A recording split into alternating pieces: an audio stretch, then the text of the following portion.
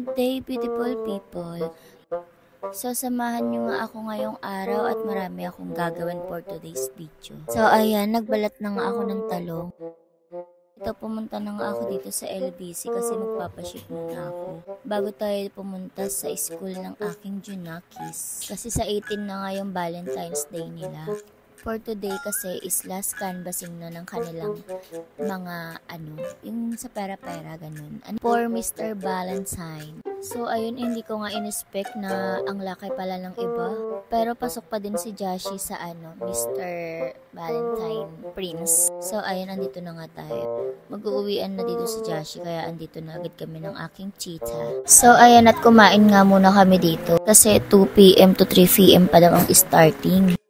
Pinhatid ko nga muna din si Joshi dyan kay tita para wala kami ring makulit and para makakain na nga si Joshi. So ayan, nilabas na nga nila ang mga resulta. So ang pinaka-highest nga is 150,000 and 77,000. Grade 8 and grade 10 ang pinaka-nanalo nga pala. So ito, pauwi na nga tayo kasi nagugutom na din ako talaga. So babush!